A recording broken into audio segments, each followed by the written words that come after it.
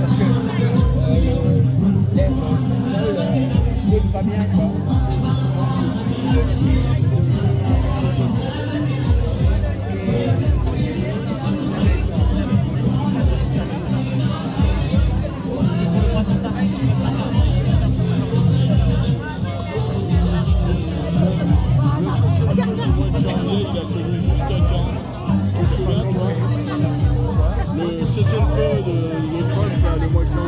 Prise de parole, deux prises de parole avant le départ en manifestation. Donc déjà, Hervé pour le collectif Palestine 67. Bien, alors, il y a un cessez-le-feu depuis hier à midi et jusqu'aujourd'hui il semble avoir tenu. Vous allez trouver que je suis sceptique, mais il faut se rappeler que c'est le troisième cessez-le-feu. Il y en a eu un en novembre 2023 qui a duré un mois, non, qui a duré une semaine, pardon. Il y en a eu un en janvier 2025 quand Trump a été investi, qui a duré à peu près un mois. Et on se réjouit pour les gens, pour les Palestiniens de Gaza qui ne sont plus bombardés, mais on est en même temps inquiet parce que les deux premiers cessez-le-feu ont déjà été rompus par Israël et que on peut se réjouir, mais on ne peut pas sauter de joie. Aussi parce que, si vous voulez, ce cessez-le-feu arrive alors qu'il y a eu 60 000 morts enregistrés par l'état civil. Combien en plus des centaines de milliers. Il y a eu la destruction systématique des bâtiments, des réseaux d'eau, d'électricité, des écoles, des universités, des hôpitaux. Il y a la famine organisée. Tout ceci, ce sont des actions qui sont constitutives d'un génocide. Et puis, il y a le dégoût, parce que, excusez-moi, parce que je ne sais pas si vous avez vu cette prise de vue où Netanyahou est encadré par deux Américains, un qui a une cravate et un qui l'a pas, je ne sais pas quel est leur nom, mais en tout cas, ça montre une chose, c'est que, en fait, les gouvernements américains, Biden d'abord et Trump après, auraient pu déjà lui imposer le cessez-le-feu.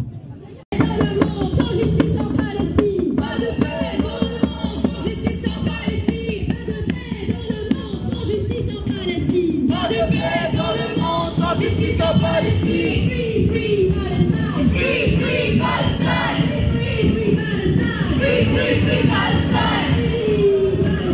free Palestine, free Palestine,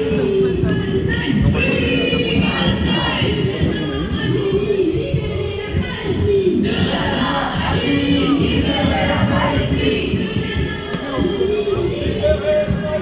de Gaza à Jénine, libérer la Palestine.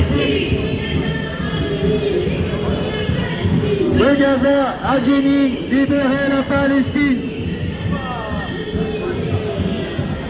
De Gaza à Jénine, libérer la Palestine. Viva Al-Aqsa! Viva, viva Palestina! Viva, viva Palestina! Viva, viva Lebanon! Viva, viva Lebanon! Viva, viva Lebanon! وتحيا تحيا فلسطين! وتحيا تحيا فلسطين! تحيا تحيا فلسطين! تحيا تحيا فلسطين! تحيا تحيا فلسطين! تحيا تحيا فلسطين! تحيا تحيا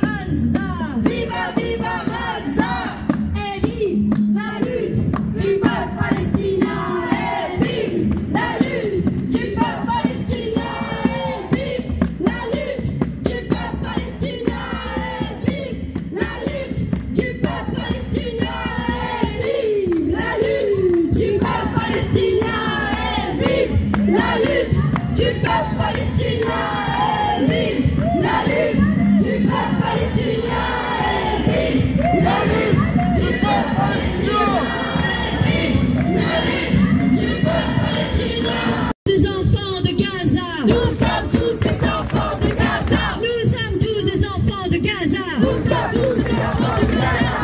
tous des enfants de Gaza. Nous sommes tous des enfants de Gaza. Nous sommes tous des enfants de Gaza. Nous sommes tous des enfants de Gaza. Nous sommes tous des enfants de Gaza. Nous sommes tous des enfants de Gaza. Une nouvelle manifestation. Aujourd'hui, on nous parle de paix, mais c'est une paix pas honorable. C'est pas une paix avec justice. C'est une paix, effectivement, qu'aujourd'hui, c'est un revolver que les sionistes, les États-Unis et autres impérialistes qui mettent sur la tête de la résistance palestinienne. Donc ça, il faut tenir compte. C'est pas une victoire entre nous. C'est bien que le génocide continue d'une certaine façon, d'une certaine manière. Mais aujourd'hui, il faut riposter et continuer le boycott d'Israël et des États-Unis et compagnie. Aujourd'hui, mes chers camarades, il y a un vent qui se lève dans le monde entier. De la Thaïlande à l'Indonésie, aux Philippines, au Maroc, c'est la révolte de toute la jeunesse du monde et d'autres pays.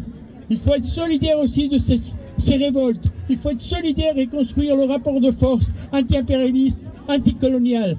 Alors le seul mot d'ordre qu'on a aujourd'hui pour la Cisjordanie, c'est important, pour Gaza, colons dehors, Israël dehors, abat l'impérialisme et vive la victoire victorieuse du peuple palestinien, que tôt ou tard on triomphera. Vive la lutte du peuple palestinien, et la lutte continue et on construira un rapport de force plus fort encore. Mais on ne recule pas, on continue les manifestations, on continue les mobilisations par boycott et autres. On doit continuer, boycottons Israël et effectivement combattons l'impérialisme de toutes ses formes. Alors je vous remercie, la lutte continue, on gagnera, victoire au peuple opprimé. On avait décidé de vous parler du plan Trump. En quoi il consiste? Le premier élément, c'est le désarmement du Hamas. Le deuxième élément, c'est un retrait, mais seulement partiel, de l'armée israélienne. Le troisième élément, c'est l'administration de Gaza par des technocrates palestiniens. Qu'est-ce que c'est? Point d'interrogation.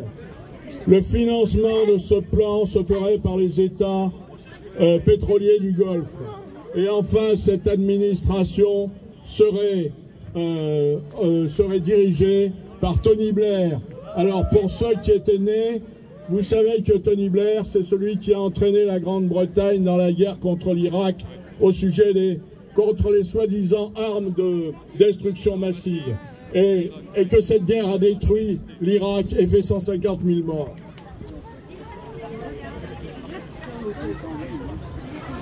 Frappant dans ce plan, c'est que s'il y a une guerre entre deux nations, il y en a une qui est totalement désarmée et l'autre qui conserve toutes ses armes. Ce qui est frappant dans ce plan également, c'est que les droits politiques du peuple palestinien sont totalement niés. Dans ce plan, ce sont d'autres qui vont décider pour lui qui va diriger le peuple palestinien. En 1920, la SDN a donné mandat à la Grande-Bretagne sur la Palestine. C'était un nouveau type de colonisation sous couvert de la Société des Nations que Lénine appelait une caverne de brillants. C'est l'idée que certains peuples ne sont pas aptes à se gouverner eux-mêmes de façon indépendante et doivent être gouvernés par les autres. Aujourd'hui, il s'agit d'une variante de colonisation par les États-Unis en s'appuyant sur des forces locales, l'État d'Israël, les Émirats. Et qu'a fait le peuple palestinien pour être privé de ses droits? En 1948, en 1967 et aujourd'hui, il s'est défendu contre une colonisation étrangère, comme les Indiens d'Amérique, comme les peuples d'Afrique du Sud, comme les Algériens, comme les Indochinois, et forcément j'en oublie. Trump a déclaré que tout le monde approuvait ce plan. Ce qui est frappant, c'est que les États qui ont reconnu les derniers l'État de Palestine se sont ralliés au plan Trump, qui ne dit pas un mot du droit à l'autodétermination des Palestiniens. Le plan Trump, c'est une nouvelle violation des droits du peuple palestinien. Aucune solution Aucune solution n'est possible. Aucune possibilité de paix sans justice en Palestine. Pas de paix dans le monde sans justice en Palestine. Pas de paix dans le monde sans justice en Palestine.